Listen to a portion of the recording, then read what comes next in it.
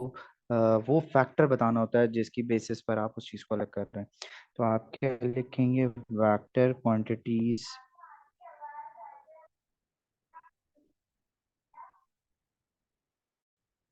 Have variation. For example, force, scalar quantities do not have any direction.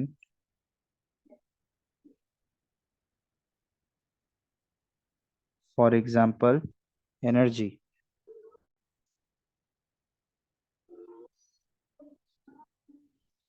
अब वो क्या कह रहा है आपसे? इलेक्ट्रिक फील्ड स्ट्रेंथ होती है, कोई चीज है, उसके unit KG M A minus one S minus three है। बी कांस्टेंट है, ठीक है। उसको, बल्कि नहीं, ये वाला तो हट गया अब। चले मैं आपको बता देता हूँ। E is equal to F upon Q एक फॉर्मूला था। इसमें एफ फोर्स है, क्यू चार्ज है, ठीक है। हाँ, पार्ट बी ए टू का पता है। ये वाला नहीं है, ये वाला आपका है। इस तरह के सवालात आ सकते हैं आपके पास, ठीक है। ठीक है जी। अब E is equal upon Q, F is two G M S minus two over, ठीक है जी। आपके पास E is equal to F upon Q K G M S minus two over S. अब ये कैंसिल नहीं हो सकता, ये ऊपर चला जाएगा, तो दिस विल बिकम के G M a minus 1 s minus 2 s minus 1. So this will become kg m a minus 1 s minus 3 which is shown. Clear? फिर वो क्या कह रहा है? इस यूनिट को यूज करते हुए b के यूनिट निकाल के दो। जबकि x क्या है? डिस्टेंस यानी मीटर, q क्या है? चार्ज। तो पहले b को इक्वेट करते हैं। e is equal to Q over X square into B. E X square B is equal to Q, b is equals to q over e x square. b is to ampere second, because charge का unit क्या होता है? Current into time, which is ampere into second. e क्या है? K G M A minus one S minus three into B क्या, x क्या है? Metre square. ये बेसिस सेम पावर ऐड हो जाएगी, m और m स्क्वायर। तो ये बन गया b is equal to A S over K G M cube A minus one S minus three को ऊपर ले जाओ। K G inverse M minus three A minus one A, बल्कि ए माइनस वन नहीं, ए पॉजिटिव रहेगा, plus one, plus one S S plus three. क्या ये बात समझ में आई? यस या नो करके आगे बढ़े।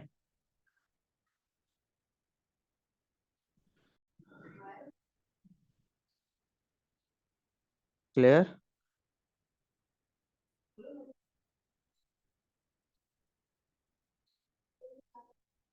डन। वालेकुम सलाम। वासे बताएं, ये समझ में आया है?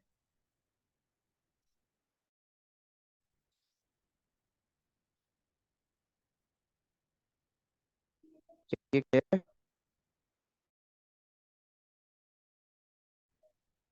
मैंने किया तो K G A minus one M minus three A plus two S plus four, this is your final equation for B. K G M minus one M plus two M minus three S plus four. क्या ये बात समझ में आती है सबको?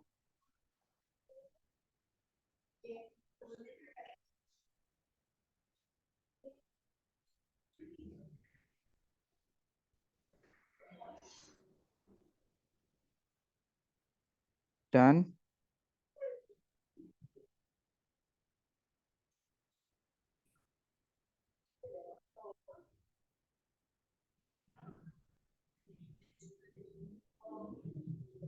Done जी। आगे, ये define acceleration rate of change of velocity.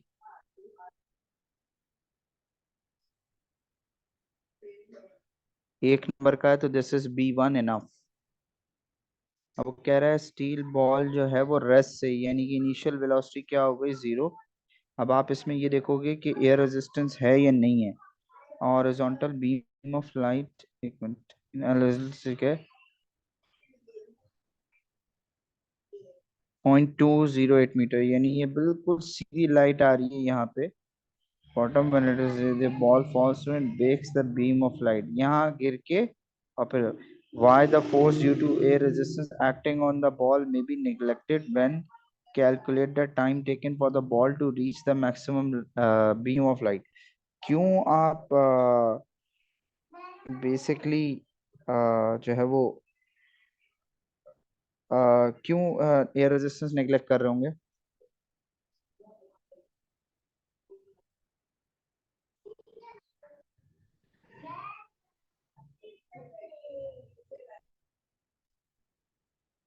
बताएं, और आप ना आंसर अपने अपने अपने अपने व्यूज दें ना। क्या आपके ख्याल से क्यों ऐसा हो रहा है। टाइटन वाले सारे बैठे हुए हैं।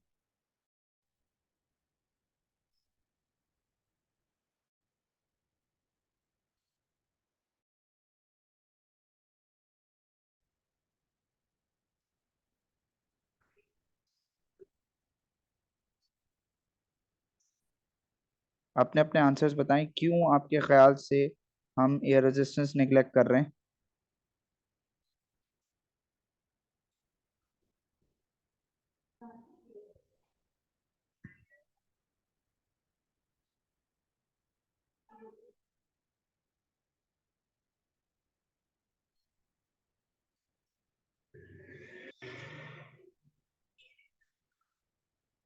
डन।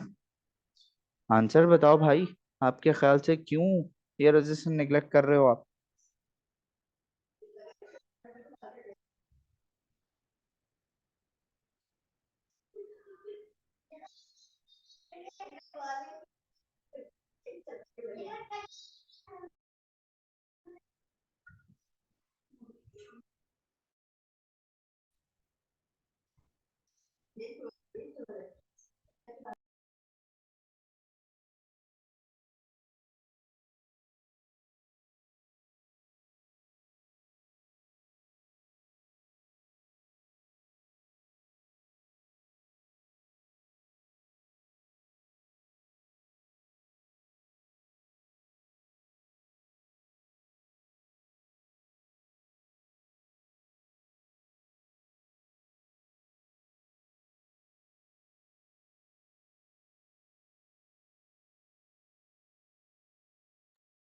ओके, कांस्टेंट एक्सेलरेशन की वजह से, सही कह रहे हैं अब्दुल सुभान। Constant acceleration. ठीक है जी, आगे बढ़े।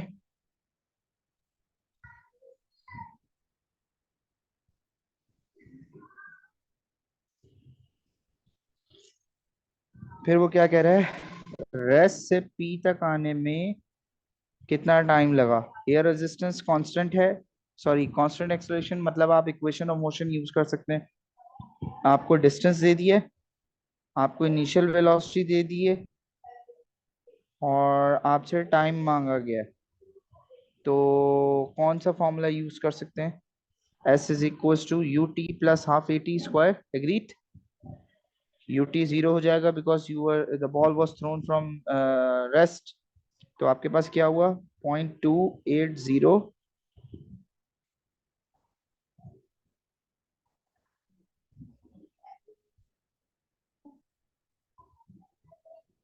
Is equal to 1/2, 9.81। अब ये पॉजिटिव क्यों ले रहे हो, क्योंकि नीचे आ रही है, इंटू टी का स्क्वायर। मुझे टी की वैल्यू निकाल के दीजिएगा।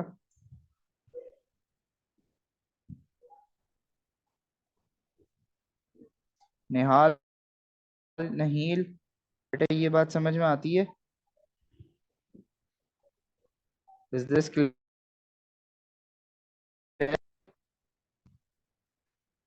फातिमा, मरियम, हुसैन,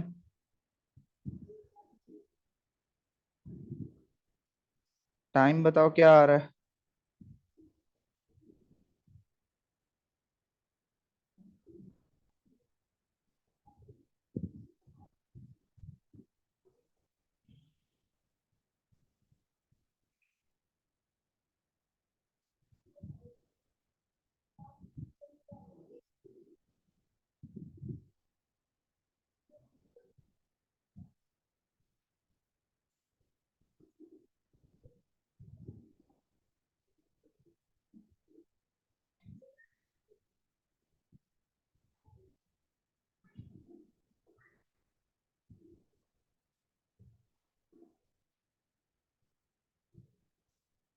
डन।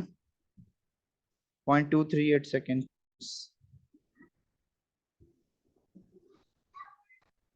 फिर वो कह रहा है time interval during which the beam of light is broken by the ball.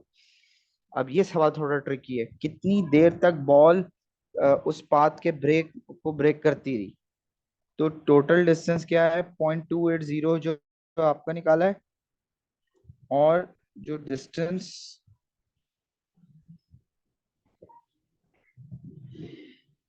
0.08, यानी यहां से लेके ये वाला डिस्टेंस भी तो होगा ना, ये वाला,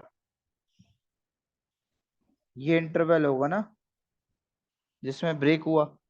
तो आपने टोटल डिस्टेंस निकाला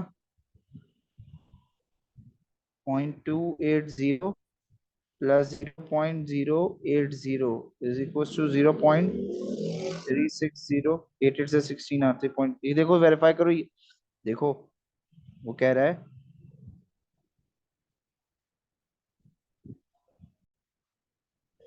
ये बॉल है, यहां तक आई, ये बीम ऑफ लाइट जाए यहाँ कट करेगी, तो 0.280 और ये वाला डिस्टेंस, ये दोनों ऐड होंगे, फिर माइनस करोगे तो ये डिफरेंस आएगा ना। क्या ये बात समझ में आई निहाल?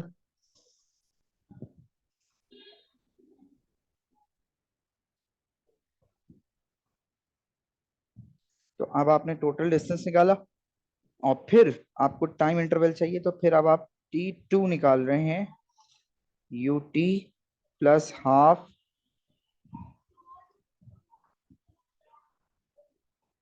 AT स्क्वायर, ये जीरो हो गया, 0.360 is equal to 1/2। Yes alpha शाफे, T स्क्वायर, ये T2 निकालो। फिर इसको, इस T2 को पुराने वाले T1 में से माइनस करोगे तो डिफरेंस आएगा। ये आपको समझ आता है जो ऑनलाइन बैठे हुए हैं? अरफा, शाफे, आजान, फैसल, फातिमा, हसन, मरियम, सना। यूटी जीरो हो गया ना, रेस्ट से फेंका था ना निहाल।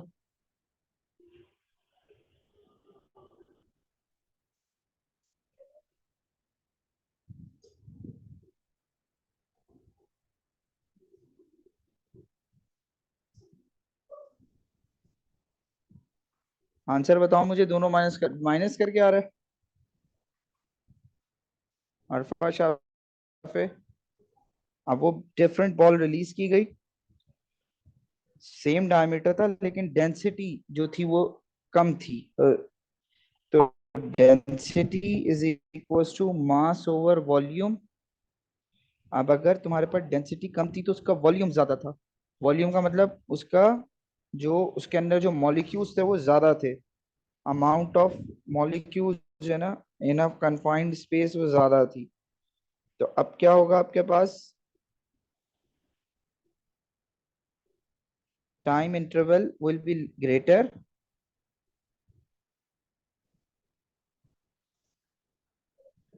Due to which, because the net force is less। अब नेट फोर्स ज्यादा कम है तो एयर रेजिस्टेंस को ज्यादा टाइम लगेगा, तो टाइम इंटरवल ज्यादा हो जाएगा। क्या ये बात समझ में आती है? मरियम, हसन, सना, निहाल, थम्स अप कर दें या यस लिख दें ताकि मैं पढ़ूं।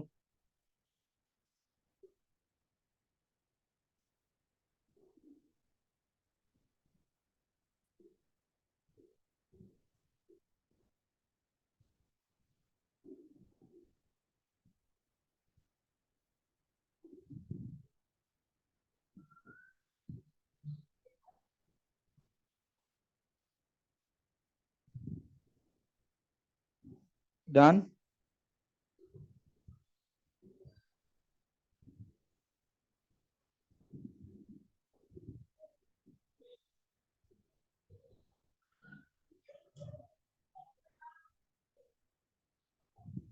डन।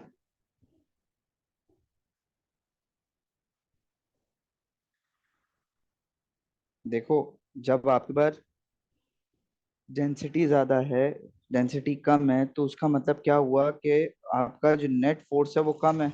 अब नेट फोर्स कम है तो तुम्हारा टाइम बढ़ जाएगा ना। Newton's third law of motion for to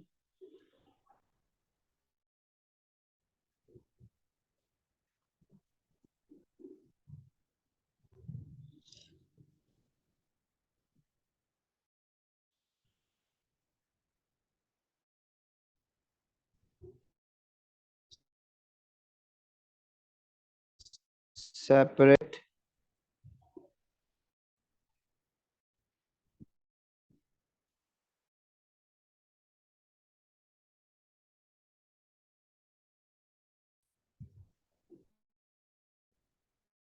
and independent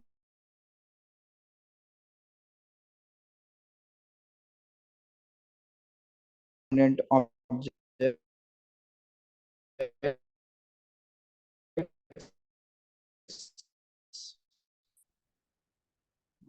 every ट्यूट बट ऑपोजिट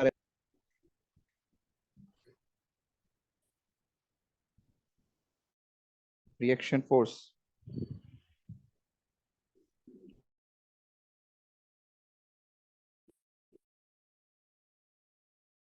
क्लियर।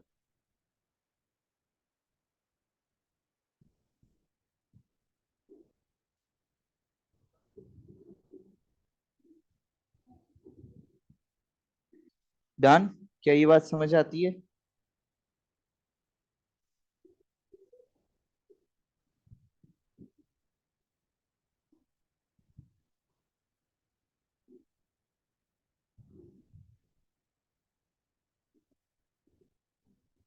डन। अब use of conservation momentum to show that mass of y over mass of x is equal to 4। ये सवाल थोड़ा टेढ़ा है। Mass of y zero है initial rest पे, इसकी स्पीड 5v है,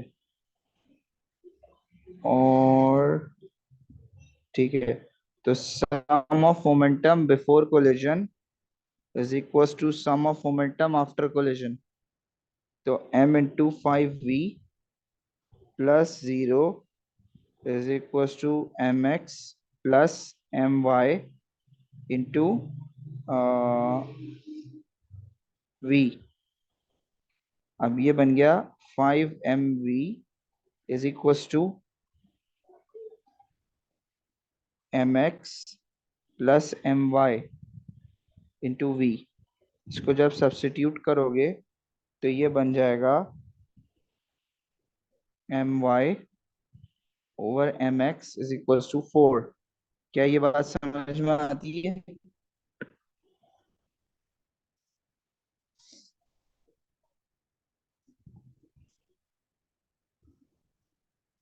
क्या ये बात समझ में आई है बेटा?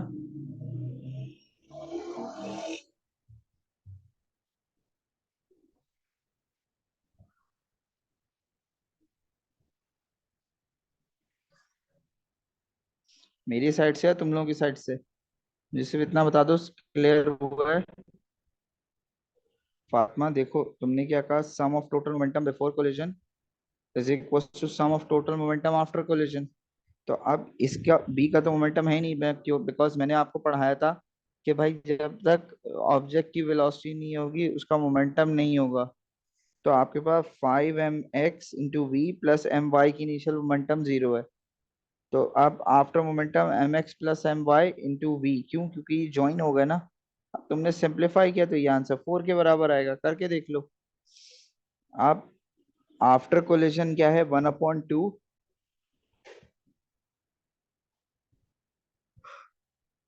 वी का स्क्वायर और total kinetic energy 1/2 mx 5 v का स्क्वायर और प्लस जीरो, क्योंकि वो तो जीरो है, उसकी तो वेलोसिटी है नहीं।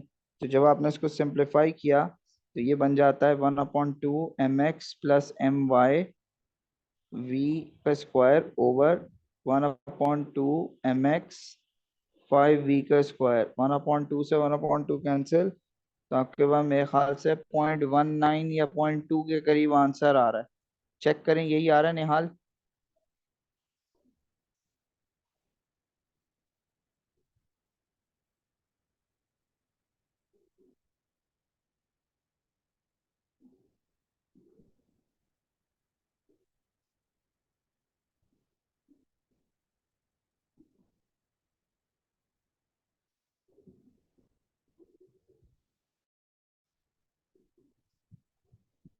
क्या है?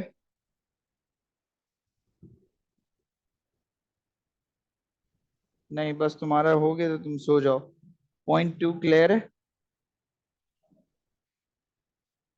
परफेक्टली इलास्टिक कोलिजन रेशियो क्या होगा जिसमें जो काइनेटिक एनर्जी है वो बराबर हो जाए? वो होगा 1:1। अब वो क्या कह रहे हैं आपसे, वाई एक्सिस पे मोमेंटम दे दिया, एक्स एक्सिस पे टाइम दे दिया।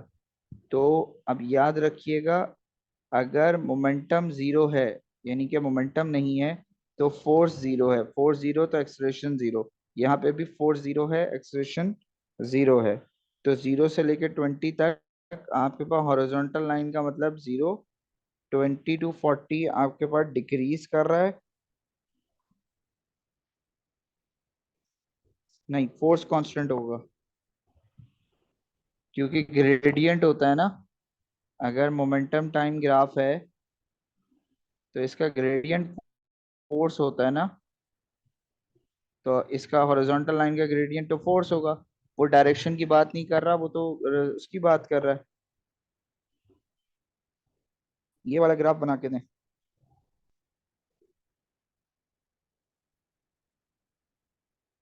ये वाला ग्राफ आप लोग बनाएंगे, मैं आगे बढ़ रहा हूँ। जी जी बिल्कुल निहाल। A sphere in liquid accelerates vertically downward from rest. For the viscous drag, state the direction। viscous drag downward है तो downward होगा, ठीक है। और आपके पास, नहीं अपवर्ड होगा। विस्कस ड्रैग अपवर्ड होता है, अपवर्ड होगा। वेरिएशन क्या होगी? ये बढ़ रहा होगा। ये वाला सवाल आप सबने किया हुआ है ओ लेवल से, कि for an object to be at equilibrium,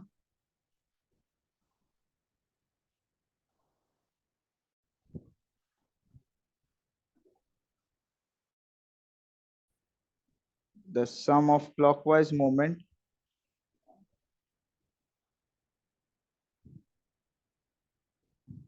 is equal to sum of anti clockwise moment.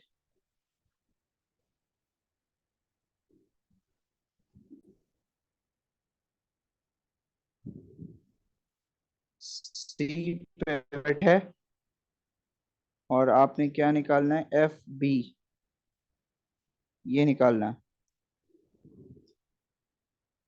तो सी डिस्टेंस सारे आप सी से लिए जाएंगे। Sum of moment clockwise, sum of moment anticlockwise, 380 into 2.5 is equal to 750। 2 minus X, अब X निकालें आप,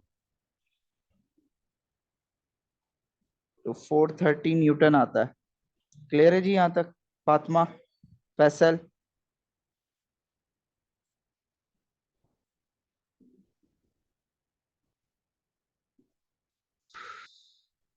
क्यों लग रहा है कि तुम लोग थक गए हो? अब वो क्या कह रहा है कि डी एंड डी की तरफ जाता है, वो आगे बढ़ रहा है। अब जब आगे बढ़ रहा है तो आपके पास क्या होगा? मोर टर्निंग इफेक्ट आउट हो जाएगा। तो आप क्या लिखोगे?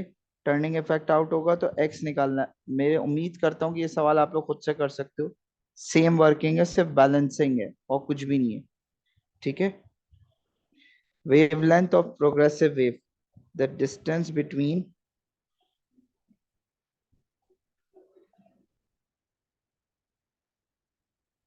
two consecutive crests or trough. Clear? अब टाइम बेस्ड सेटिंग कह रहा है, सीआरओ की 2.5 मिली सेकेंड है। फ्रीक्वेंसी का फॉर्मूला होता है 1/टाइम पीरियड, और टाइम पीरियड का फॉर्मूला है number of boxes into time based setting. Number of boxes कहाँ से निकालोगे? आपको ये मेरा स्टार्ट है और यहाँ मेरी वेव खत्म। अब ये 0.5 है, तो 1 2 3 4 5 6 7 8 9, और ये 0.5 और ये 0.5 कितने हुए? 10। तो टाइम पीरियड का फॉर्मूला क्या हुआ? 10 × 2.5 एक्सपोनेंट -3 मिली सेकेंड था ना, सेकेंड में गए। जी बेटा निहाल है, तो ये होता है 250 millisecond. Frequency is equal to 1/टाइम पीरियड 1/250 एक्सपोनेंट -3। आंसर क्या आ रहा है बताइए?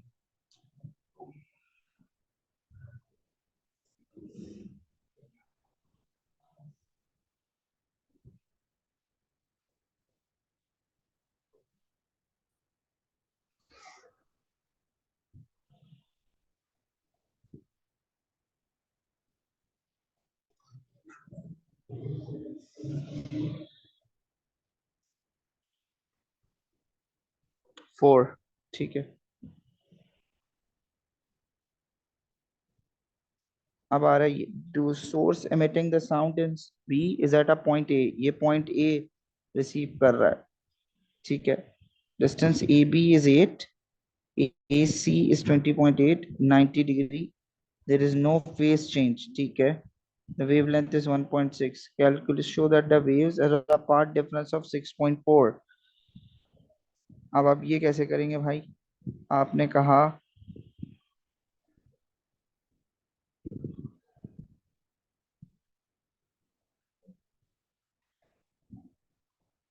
ये 90 डिग्री बना रहा है, तो ये रिजल्टेंट होगा आपका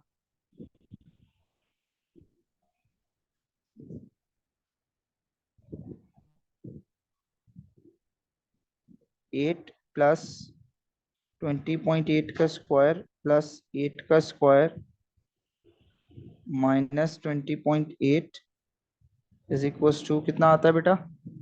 6.4 मीटर। पहले ये रिजल्टेंट फाइंड किया, उस रिजल्टेंट से ये माइनस किया, तो आपके पास सी पे फेज डिफरेंस आ गया। क्या ये बात समझ आती है?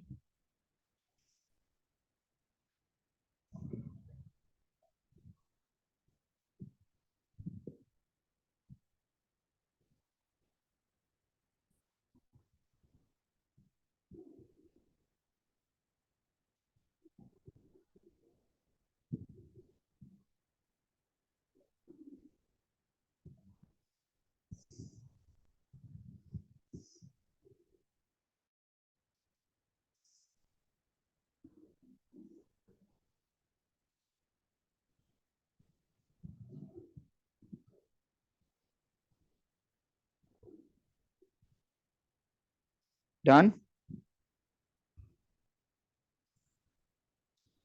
वैसा कुछ भी नहीं किया, पहले रिजल्टेंट निकाला, रिजल्टेंट में से ये माइनस कर दिया, तो आप पार्ट डिफरेंस आ गया। Path difference is equal to n lambda था ना, बस वो वाला काम किया है।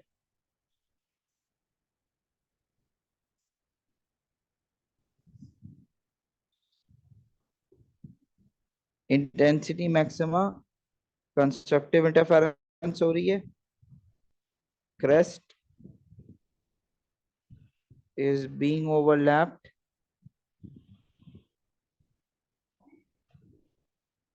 on crest। क्लियर? अब वो क्या कह रहा है? Determine the distance between the time taken for the sound to travel from the source to sea along the two different paths। दोनों का टाइम निकालना और वेवलेंथ निकालना है। जल्दी से करके दो, जोहेर।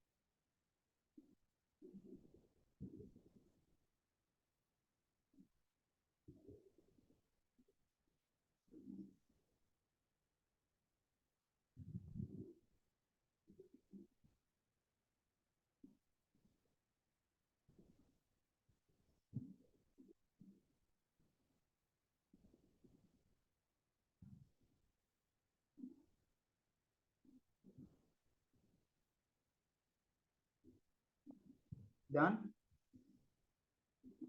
ये करके दें।